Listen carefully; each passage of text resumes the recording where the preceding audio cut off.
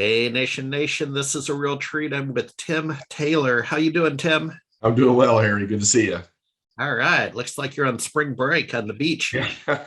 I do live in Florida. I wish this was my view, but it isn't.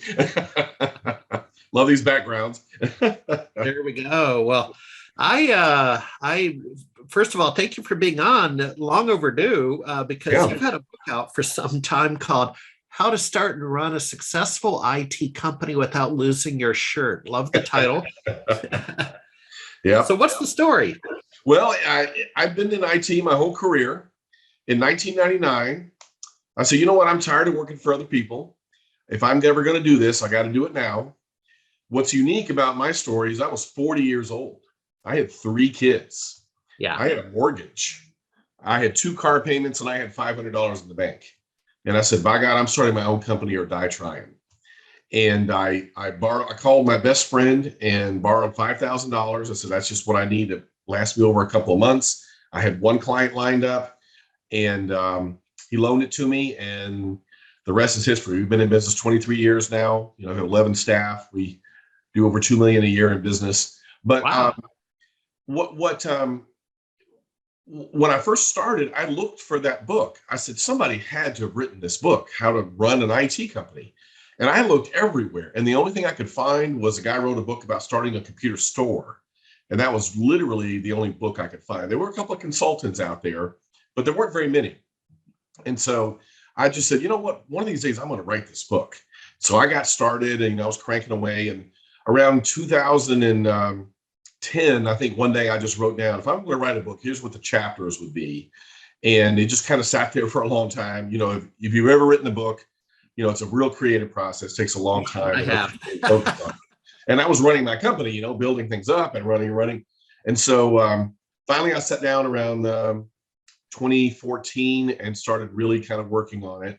And then it would sit for a few months and I would pick it back up again. And I finally finished it in late 2015. And then 2016, we do self-publishing. We put it out there. I bought a whole bunch of copies and put it out there, and people started buying it. And at that time I was shipping them all over the world.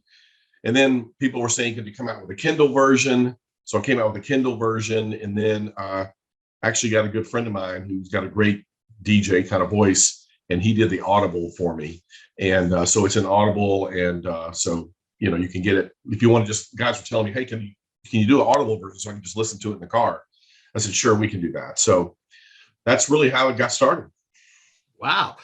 And have you done updates to it, or do you have a periodic newsletter or something where you can kind of keep the party going? Yeah, I do. You can go to timtaylorconsulting.com. Yeah. I'm the only consultant that I know of that actually still owns and runs his own MSP. Okay. I'm in the trenches with you guys. I run it every day. And so I have a consulting practice that I started on the side where people, it's very nominally priced. I keep the price really, down where people can afford it, especially people that are just getting started. I have a heart for helping guys that are just getting started.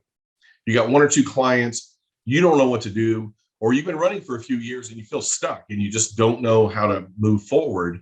I have a one-on-one consulting that I do, and I also do a group consulting where you could join a group of people.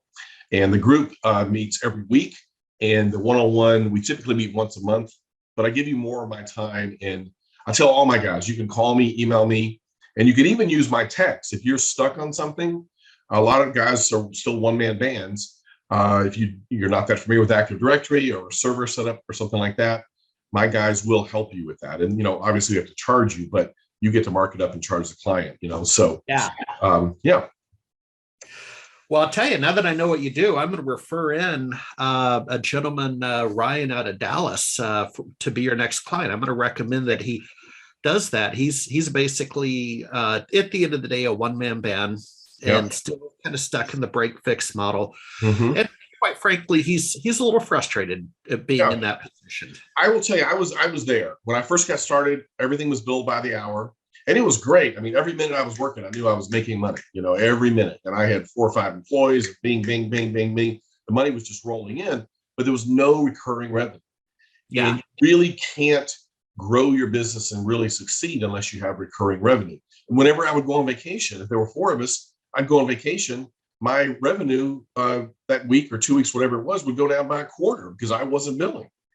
And so it's just not a sustainable model in the long run. You can have a lot of clients and you can fill your day up with a good bit of billable time. But again, if you get sick or go on vacation, you need to have that recurring revenue. So you've got tools out there that are cranking away and doing things where the money is coming in and it's overlapping. You can only bill a certain number of hours a day, but these tools and things can allow you to receive a lot more income. And that's what managed services is really all about. And that really came out of customers getting tired of not knowing what they're going to pay.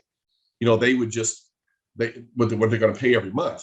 They would, like 1 month you're there 20 hours, next month you're there 40, the next month you're there 10. So it's just, no. And they'd say, I want a level amount that I'm going to pay. And my first client I did that for was a big church, actually. They had like 50 machines. And when I walked in there, they had 8. And they grew substantially, but I was billing them by the hour. And 1 month it was this enormous bill. And they were like, we can't do this. And so I worked out a deal where it was a flat rate per machine.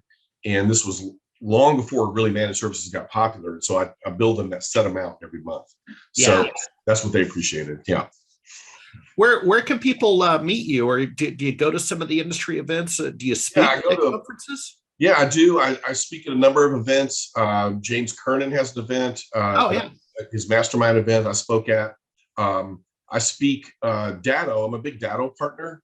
And a couple of years ago, Datto, before the pandemic, Datto does these road shows around the country, and they like to bring a Datto partner to the road shows, a guy who's using Datto. And the road shows are all for MSPs. They're introducing you to Datto. This is what we do. This is how it works. Yeah.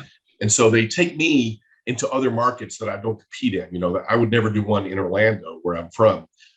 They sent me all around the country. So I did tons of events for them. ASCII events I've done. I haven't spoken at an ASCII event yet, but I've spoken at a number of Datto things. And anybody that wants me, reach out. We use a lot of products, and I'm happy to speak. The only thing I ask is, can I mention my consulting practice? And if people want to use me, sure. And I usually bring a number of books with me, and I always sell the books that I bring. So that's how the game's played. But I really wanted to create the consulting practice because there's just not anybody out there that's helping the guys that are just getting started. Because I literally started out of the trunk of my car. I mean, I can remember crawling under desks, setting up computers, and I hadn't done that for a few years because I was managing a team at a big nonprofit that they were doing all that. And then suddenly I'm the guy crawling under the desk again. But I enjoyed the fact that I was master of my own destiny. This is why people start their own companies. And the fact that every minute that I was working, I knew that I was billing and I was making the money. It wasn't making it for somebody else, and that's really pretty much why we all get motivated to do that. But you can hit timtaylorconsulting.com. You can send me a message off there. And I'd be happy to help you out. All right. Well, I'll tell you what, I'm going to give you a referral, and then let's get you back next quarter. Let's make this an ongoing conversation. You have a lot to say. Absolutely. I love this community. I love the MSP space. Great guys that are doing it. Some of them have done extremely well. They have really big companies. The average MSP, though, is still just 2 or 3 guys. And the average MSP never breaks $1 million in sales. And that is just kind of heartbreaking for me, because I did that within 6 years. And it can be done. It absolutely can be done. And well, I'm not a salesman.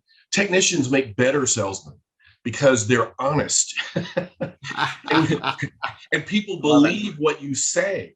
They believe it because they know you're an authority already. You're not just trying to sell them something. You are trying to help them out. Hey, you need to replace that server over there because it's old. And and they believe what you tell them because they trust your technical knowledge. So they go, yeah, I'm going to do that. Okay. So, my job is morphed into total sales. You can probably tell I'm kind of a motor mouth, but I'm also a technician. I was a mainframe programmer before the PC was invented. So I've been in this industry for a really long time, worked on IBM mainframes, digital mini computers, Data General. I don't know if anybody remembers that one. I worked on those machines. Yep. And then when the early PCs came out, I worked at a big place. I was a mainframe programmer. They go, who can set up this PC? So, well, I can do it. And then somebody else wanted one and somebody else wanted one. And suddenly I became the microcomputer guy. And over the 13 years I worked there, I installed over 2,000 machines. So, I worked there for 13 years and I left. and worked for a small IT company for 1 year. And I said, my God, I can do this myself. And Yeah. so that's when I jumped out there on my own, like I'm sure a lot of your listeners have done. And it is very doable. I work with a guy in California right now that's been in business for over 10 years, completely by himself, has a number of clients, but had no managed service contracts. His name is Lewis. He's a great guy. If anybody wants to talk to him, let me know. I'm sure he'd love to talk to you. I said, Lewis, you've got this one client. They're perfect for managed services. Perfect. I said, you've got to go in there and present a contract. Well, I don't know what to do. I shared my contract with him. I taught him over the phone how to sell it, how to present it. I said, they're not going to respect you if you don't do something like this. And he was doing their phones as well. I said, go in there and charge them X amount per machine, X amount per phone. You're going to cover all these services for them. And they signed it immediately. He had like 40 machines under contract. And he came back. I couldn't believe I did that. Well, absolutely, he did it. But you need somebody mentoring you. You need somebody helping you if you've never done it before. But when I wrote my book, I really wrote it from the perspective of, this is the guy that's just starting. And I try to go from literally, you have the idea to start a company to running a successful company. I put all of those chapters in there. And I start out with, should you start your own company? I mean, should you really do this? And these are some things you better have lined up before you get started. And this is what it's really like to be out there and doing it. Yep. This is what it's really, really like. And that's why I wrote the book, because I wanted somebody that just had the idea of doing it, thinking, could I really do this? And I get into managed services and how to sell managed services. I am going to update it in the next year or two, because there's a lot of new things that have come out, and I want to do a volume 2 of it. And so I will be doing that. But I love the consulting. Yeah. I do my consulting 1 to 2 days a week.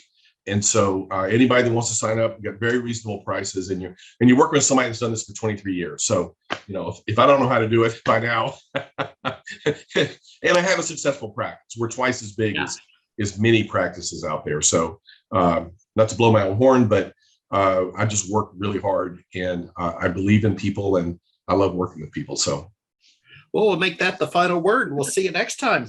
Thanks, Tim. All right, Henry. Thank you so much. All right. Talk to you soon.